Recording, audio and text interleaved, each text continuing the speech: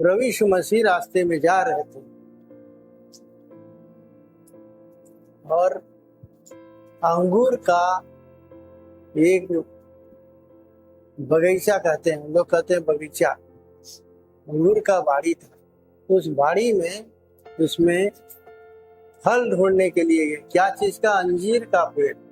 अंजीर ये देश में नहीं होता है, ये दूसरे देश में होता है। और वह अंजीर का पेड़ का इसमें महत्व दिया है और ये दवाई का भी काम में आता है और खाते भी हैं। तो खेत के रखवाली से कहा, देख मैं 3 साल से आ रहा हूं लेकिन इसमें एक भी फल दिखाई नहीं पड़ता। ये जमीन को फंसा रखा है, इसे काट डाल। इसका कोई मतलब नहीं है। अगर ये फल फूल नहीं दे रहा है, इसका कोई मतलब जमीन को फंसा के रखा है, इसको काट दे। तो खेत का स्वामी मालिक क्या बोलता है, हे स्वामी इस साल और रहने दो, मैं खन करके चारों तरफ खोद के इसमें खाद डालूंगा, आगे को फलता है तो भला और नहीं तो इसको काट डाल। आइए, इस वचन का मतलब क्या है?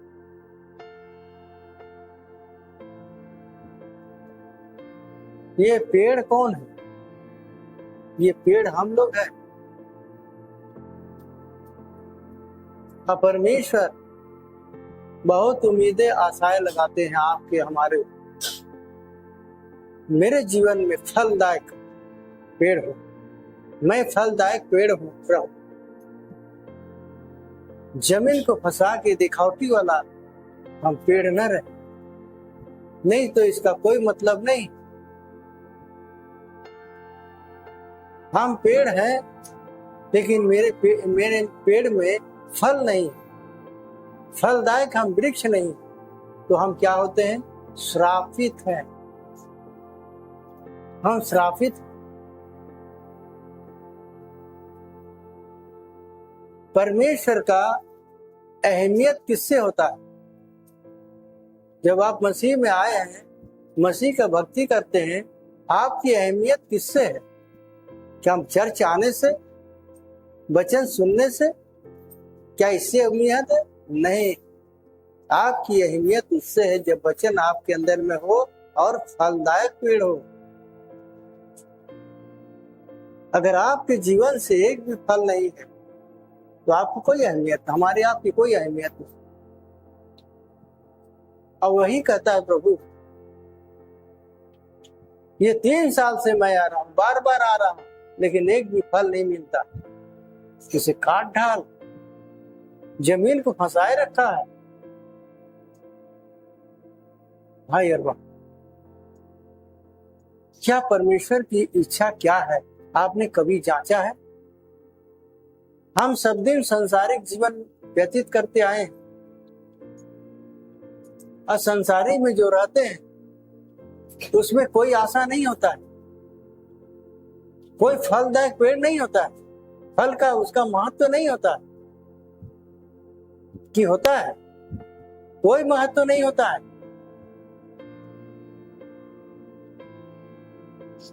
फल दे चाहे दे ना दे, इसको पेड़ रहे।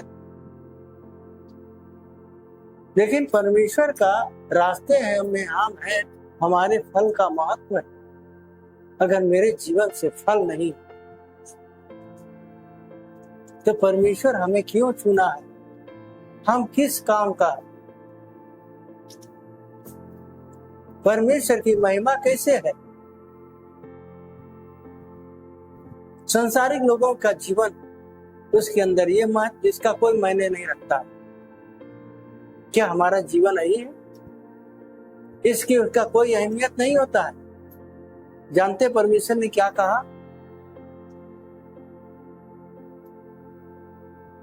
ये कुछ दिन की बात है कि OMC है, बनारस में OMC अभी भी है, उसमें बाहर से लोग आते थे। बहुत बड़ा मैदान था पहले, अब तो छोटा हो गया। सब घर द्वार स्कूल सब बन गया है, जगह छोटा हो गया। तो विदेशों से आदमी आते थे इंडिया में परमेश्वर के काम के लिए। वो ओएमसी में आते थे और आ करके वहां पर मीटिंग करते थे, कन्वेंशन कहते हैं उसको, कन्वेंशन करते थे। और अंधे देखते हैं, गूंगे बोलते हैं, लंगड़े चलते हैं, बीमारियां, हर तरह की बीमारियां ठीक होता है। ये चमत्कार सुना है, हम भी सुने थे। देखिए इससे बड़ा बड़ा काम होता है, हर साल आते थे। तो क्रिस फन्नास एक परमेश्वर का भक्त था, वो जो है आने के लिए यहाँ पर तैयारी कि हम जाएंगे और परमेश्वर का महिमा होगा। उसको आने के लिए रोक लगा दिया। उसके पास इतनी पावर था कि हर एक बीमारी ठीक हो जाता है। एक दिन में हजार हजार आदमी जो है प्रभु यीशु मसीह को ग्रहण करते थे। ये भारतवर्ष प्रधानमंत्री डर गए, देश के लोग डर गए कि सब मसीही हो जाएंगे, इसको आने से रोक लगा दो, इसको आने से रोक लगा। और जो आ रहे थे उसमें रोक लगा। क्रिस फन्नास नहीं आना चाहिए, इंडिया में इनको आने की इजाजत नहीं। और ये बात इंदिरा गांधी सुनी, ये सन 72 की बात बता रही। इंदिरा गांधी सुनी और सुन के कि हम इनको आने देंगे एक शर्त पर, अगर हम इलेक्शन में जीत जाएंगे तो हम इनको आने देंगे। इनको घर बुलाए, घर बुला करके प्रार्थना करवाए। तो उसने हाथ रख के प्रार्थना किया कि आप इस साल इलेक्शन में आप जीत जाए। जब वो जीत गए तो उनको आने दिया। तो बोर्ड जगह जगह पर लगा हुआ था, हर जगह अनाउंसमेंट का जो है कि बोर्ड लगा हुआ है कि क्रिस फन्नास अंधे अंधे देखते हैं, गूंगे बोलते हैं, लंगड़े चलते हैं, हर तरह की बीमारी ठीक किए जाते हैं। इतने बजे से इतने लोगों का जो इतने बजे से इतने बजे तक का मीटिंग, और सब लोग बड़ी भीड़, बड़ी आलम। हम भी जो है कि सोचे थे जाएंगे, हम जा नहीं पाए और बड़ा तरस के रह गए। उस समय हम मसीह के जीवन नहीं था कि अंधे कैसे देखते हैं, गूंगे कैसे बैसाखी लेके चल रहे कैसे खड़े होंगे।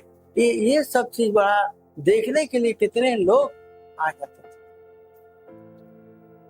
हाँ, तो हम सुनने में आया कि वो प्रार्थना कर रहे हैं और झट झट झट झट बीमारी जो है गिर जा रहा है। एकदम बैसाखी देख लिया, गिर गए, अंधा है, आंख उछल के एकदम बह गया।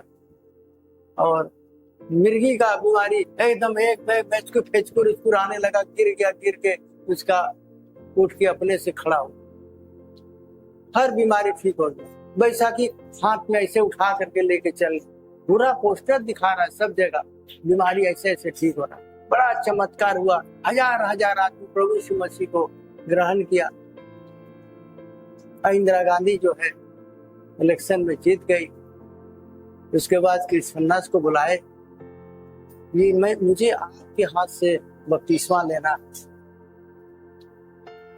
कह कि नहीं, अभी आप इतना जल्दी बपतिस्मा नहीं ले सकते, आपको पर एक बहुत बड़ी परीक्षा आ रही है, तो उस परीक्षा से पार हो जाएंगे तब आपकी बपतिस्मा हो। तब प्रार्थना करिए हमारे लिए। तो कहे कि हम प्रार्थना कर रहे हैं, तो उस परीक्षा से आप आजाद। लेकिन उनके अंदर बहुत सी कमियां थी। उस कमी की वजह से वचन सुना, सब कुछ सुना, लेकिन वचन सुनने वाला धर्मी नहीं। वचन कहता है वचन सुनने वाला धर्मी नहीं है, जो वचन को सुन के चलता है वही धर्मी। परमेश्वर का भक्ति बहुत लोग करते हैं, लेकिन पालन करता तो ये एक के दुए चाटो होगा। सब पालन करता नहीं है। दुनियादारी, संसार की मौज मस्ती है, शराब में लपटा हुआ जीवन, इसका बुराई उसका बुराई, इसका बुराई उसका बुराई। वो मसीह को नहीं पाते। भक्ति कितनों करते हैं, प्रभु यीशु मसीह को ग्रहण कर लिए, लेकिन मसीहत नहीं है उसके अंदर। तो मसीहत को पा जाना बड़ी चीज नहीं है, उसका पालन करना ही सबसे बड़ी चीज। भाई और बहन, जब मसीह में मैं आया तो हम मसीह लोगों से मुझे बड़ा चीड़ था। अब बताइए क्यों? मसीह के रास्ता पे हम आए, अब मसीह लोगों से चीड़ क्यों है? क्योंकि वो दारू का बोतल रख करके सुबह नाश्ता करते थे, विदेश का नोट के लालच में पड़े हुए बड़े बड़े लोग, बड़े बड़े प्रचारक। तो प्रभु से ही कहते, तो हमको इस रास्ते में आने से फायदा क्या? जब हम भी जब ऐसे ही करेंगे तो मेरा क्या लाभ? इसका कोई मतलब नहीं है मसीह में आने से। तो प्रभु से यही प्रार्थना करते, प्रभु हमें पुराना मसीहों से हमें बचाइए, नामधारी मसीहों से मुझे बचाइए, मेरी रक्षा की।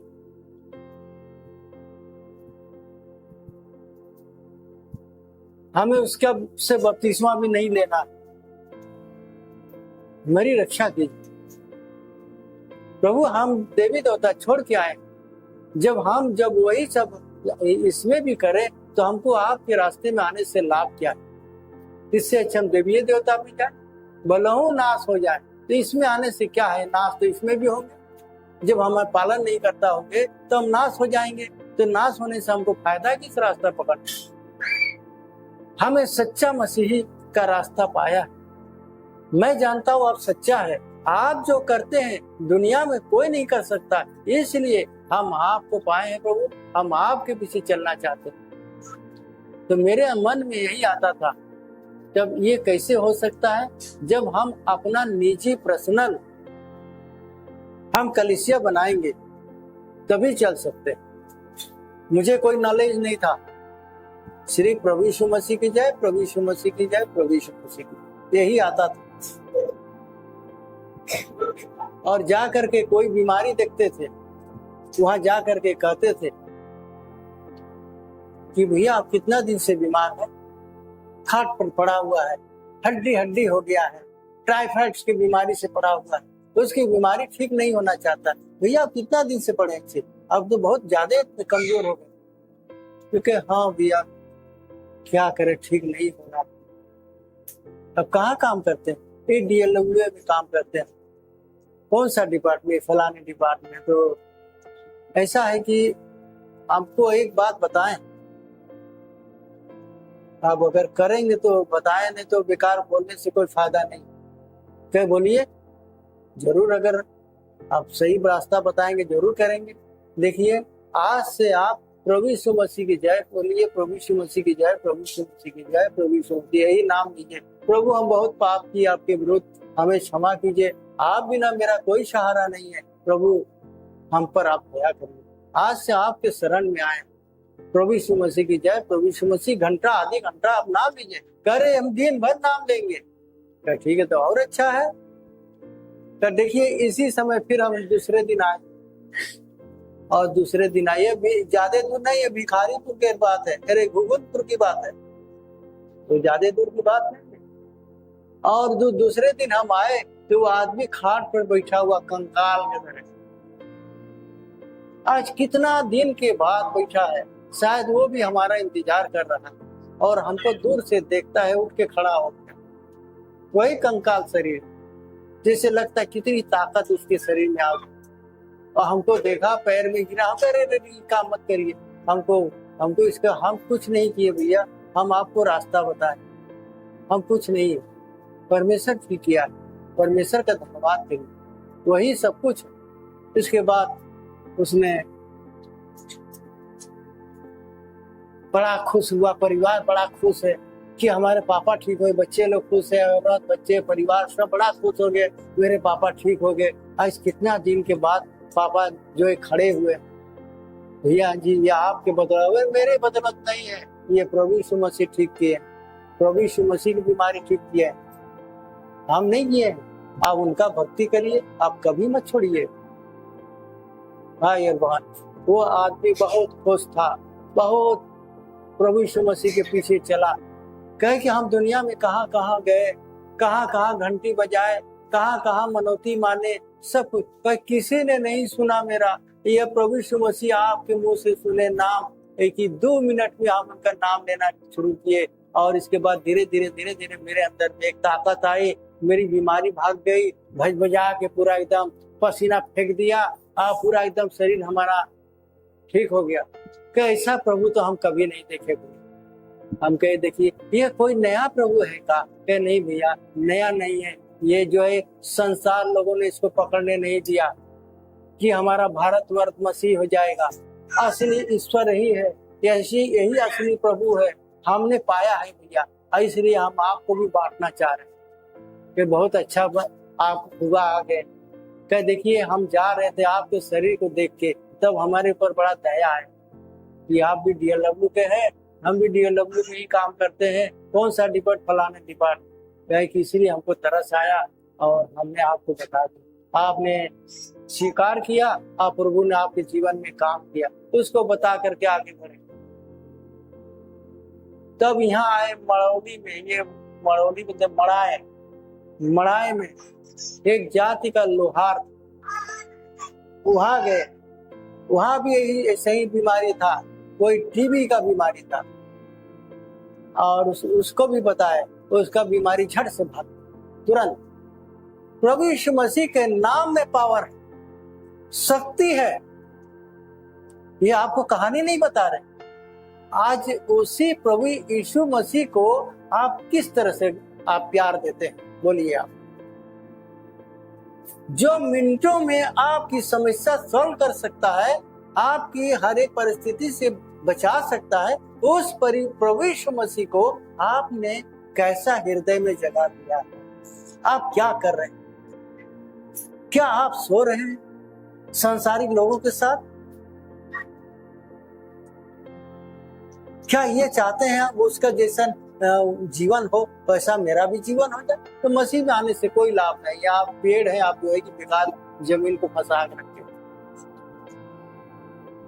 आपका जीवन उन्नति की ओर जाना चाहिए। आप दबा के रखे हैं, आप फंसा के रखे हैं जमीन को, मसीह के मसीहत को, सच्चाई को दबा के रखे हैं। आपके मुंह से सच्चाई नहीं निकलती, आपके अंदर लोभ की बातें, आपके अंदर में संसार की अभिलाषाएं, संसार की कुकर्म की बातें, बेविचारी की बातें, किसी को नाश कर दे वही बातें जो संसार करते हैं, वही आपके जीवन में पल रहा है। क्या आप मसीही लोग कहते हैं? मसीही? धिक्कार है मेरे जीवन का, मेरा ऐसा मसीहियत का धिक्कार है। मेरा जीने का कोई हक नहीं है। मैं पवित्र रास्ता को बैठ के अपवित्र कर रहा हूं, दूसरे को अपवित्र बता रहा हूं। आपको डर है, इसको बताएंगे पता नहीं है क्या करेगा, इसको बताएंगे तो ये पता नहीं हमको मारने लगेगा, हो सकता है इसको बताएं तो हमारा पता नहीं बात मानेगा नहीं कि नहीं मानेगा, इसको कहेंगे तो क्या जाने हमको बुरा भला कहेगा। ये डर है आपके अंदर। डर बोलने वाले मनुष्य परमेश्वर के राज के वारिस नहीं हो सकते, परमेश्वर के रास्ते वारिस नहीं होते। क्या प्रभु यीशु मसीह भी डरा आपके बारे में सोच के कि प्रभु यीशु मसीह ने आपके बारे में कोई कसर रखा है? आपका ना जान निछावर कर दिया, आपका जघन्य पाप अपने ऊपर ले लिया, आपको धर्मी बनाने के लिए, आपको पवित्र जीवन देने के लिए, आपके बाल बच्चों को बचाने के लिए, आप पाप के बंधन में फंसे हुए उस दलदल से निकालने के लिए आज भी निकालते हैं। आज भी वह प्रभु है, वह प्रभु बदला नहीं है, वो सब दिन एक सा है। आप कहां? आप इस समय कहां? दुनियादारी में है? आपका जोश कहां गया? जब आए थे आप कितनी जोश जागृति था, इंटरेस्ट था, आज वो कहां गया? आप सो रहे हैं। प्रभु यीशु मसीह आ जाएंगे अचानक, अचानक आ जाए, कहता है मैं चोर के नहीं आऊंगा। चोर आता है बोल के नहीं आता है। अगर बोल के आएगा तो बंदूक उंदूक भाला तलवार लेके बैठे रहेंगे, कि आएगा तो काटेंगे उसको। लेकिन बोल के नहीं आता, वो चोर के नहीं आता। प्रभु यीशु मसीह चोर के नहीं आएगा, लिखा हुआ है वो चोर के नहीं आएगा। जब आप सो रहे होंगे, आपको कुछ खबर नहीं होगा, दुनियादारी में मिले होंगे, घुले होंगे, उस समय आ जाएंगे तो क्या होगा? तो क्या होगा? चोर आता है, सब जितना माल है सब उठा के ले चला जाएगा। अब प्रभु यीशु मसीह आएंगे तो क्या सोए हुए देखेंगे तो क्या होगा? आपका जो कुछ भी है वो भी खत्म हो जाए, प्रभु से दूर हो जाए। ये बेकार फंसा रखा, मेरे रास्ते में बेकार, इससे कोई लाभ नहीं है, इसकी जगह दूसरा हो जाए, दूसरा कोई उन्नति करे। भाई और आपको किसने जाना? कितने आदमी जाना कि हम मसीह के लोग हैं?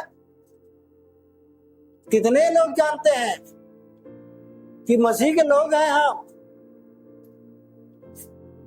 अब दूसरे को देख के चल रहे हैं, दूसरे मसीह को देख के चल रहे हैं, दूसरे मसीह को देख के ये ऐसे इससे है वैसे, ये भी मसीह है, मसीह का वचन सुना रहा है, इसको उसके पास चले जाते हैं। आपके अंदर जो मसीहत है वो ले लिया, आपके अंदर मसीहत ले लिया, जो मसीह आपको दिया है उसको बचा के नहीं रखे, उसका हिफाजत नहीं किए। लेकिन 4 दिन के बाद आपको समझ में आ जाएगा सब, अरे ऐसे कैसे हो गया, लीक कैसे होगा, ऐसे काहे होगा? जो आपका बना बनाया घर नाश हो गया। मसीहत में आने से कोई मतलब नहीं। आज बहुत से लोग इस तरह गिर गए। इसी वजह से परमेश्वर ने मुझे चुना, अलग कलीसिया बनाया, उसकी संगति में नहीं गया, उस संगति से अलग हो गया, उस संगति से अलग होके एक पर्सनल निजी कलीसिया बनाया। जानते हैं निजी जो पवित्र कलीसिया होता है उसका बहुत से बैरी होते हैं, उसके ऊपर झूठी आरोप लगाते हैं, उसके ऊपर कलंकित हो जाता है वो। जानते हैं मैं कलंकित हूँ, मैं कुकर्मी हूँ, मैं व्यभिचारी लोग हूँ, मैं चोर डाकू हूँ, मैं प्रभु के लिए सब कुछ सहने के लिए तैयार हूँ। बोलिए आप क्या लगाएंगे मेरे ऊपर आरोप? क्या कहना चाहेंगे? कहिए, जो कहना है कहिए। आपका मुंह आपको कोई बंद नहीं कर सकता। आप जो इतना कहना कह सकते हैं आप करिए, कहिए। लेकिन इसका परिणाम क्या होगा ये आप नहीं जानते, ये आप नहीं जानते हैं।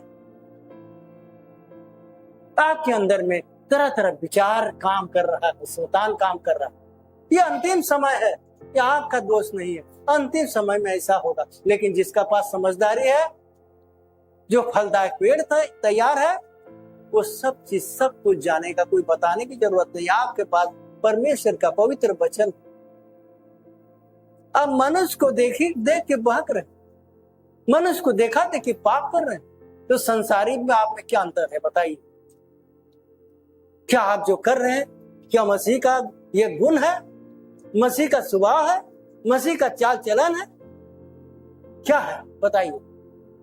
किस चीज का पहचान है आपके अंदर मसीहत?